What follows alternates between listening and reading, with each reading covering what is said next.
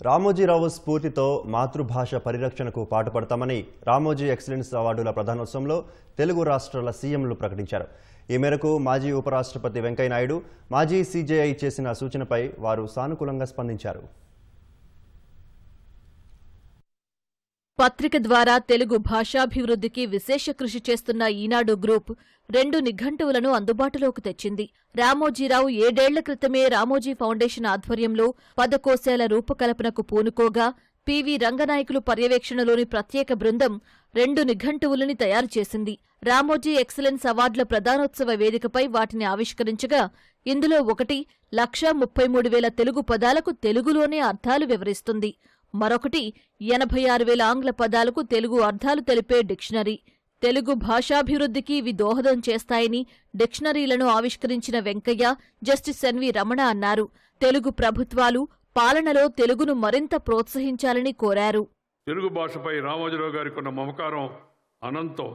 తెలుగు భాష వైభవాన్ని పెంచే లక్ష్యంతో రామోజీ ఫౌండేషన్ ద్వారా ఉత్తమ ప్రమాణాలు కలిగిన నిఘంటువులను రూపొందించి భావితరాలకు గొప్ప వారసత్వాన్ని వారు అందించారని చెప్పి నేను మనవి చేస్తున్నాను. తెలుగు నుంచి తెలుగుకి వాడుకలో మంచి పదాలను మనకి అందజేసి ఇంగ్లీష్ నుంచి తెలుగు ఈ నిఘంటువులు రెండింటినీ రూపొందించడం అవుతుందో దేశం యొక్క భాషా చరిత్రలో నిలబడే గొప్ప అధ్యాయం అని చెప్పని మీ అందరికీ కూడా మనం చేస్తాం. దానికి ఎంత గుండె ధైర్యం, ఎంత నిబద్ధత ఉంటే గానీ అది సాధ్యమయ్యే విషయం కాదు. నిఘంటువును రూపొందించడం అంటే రామోజీరావు గారి దశాబ్దాల కళ అది వాళ్ళు నెరవేరుతుంది. అమ్మ భాష కళ్ళ లాంటిది, కంటి చూపు లాంటిది.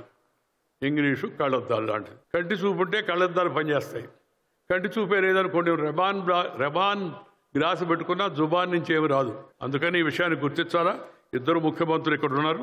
నేను వారిని కోరేది ఏంటంటే పరిపాలనలో తెలుగు భాషకు మంచి ప్రోత్సాహాన్ని ఇవ్వండి.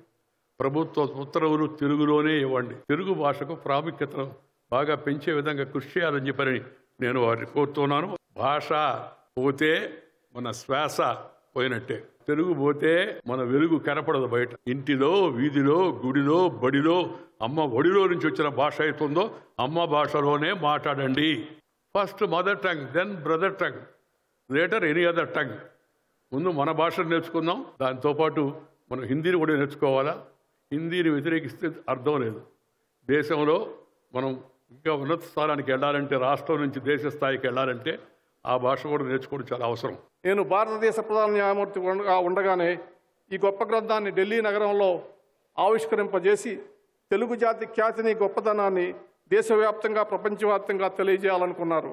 కానీ దురదృష్టవశాత్తు పలు కారణాల వలన ఈ గ్రంథ ప్రచురణలో కొంత జాప్యం జరిగింది. అయినప్పటికీ ఈరోజు రామోజీరావు గారి ఆలోచనలకు అనుగుణంగా నిర్మితమైనటువంటి ఈ మహాగ్రంథ ఆవిష్కరణ జరగటం ఎంతో ఆనందాన్ని కలిగిస్తుంది. రామోజీరావు గారు అంటుండేవాడు తరచుగా, ఈ గ్రంథాల ప్రచురణతోనే పని అయిపోదని, తెలుగు భాష ప్రజల భాషగా నిరంతరం మార్పులతో అభివృద్ధి చెందుతూ ఉంటుందని, ఆ మార్పులను ఎప్పుడప్పుడు గమనిస్తూ ఈ నిఘంటువుతో ముద్రణలోనూ అంతర్జాలంలోనూ నవీకరించాలని, అందుకోసం ఒక శాశ్వతమైనటువంటి వ్యవస్థ అవసరమని అంటుండేవాడు. మాతృభాష కొంతమంది వ్యక్తుల యొక్క ఆకాంక్ష కాదు. భాష అనేది మన భావ వ్యక్తీకరణకు, మన గుర్తింపుకు, జాతి మనుగడకు సంబంధించినటువంటి విషయం.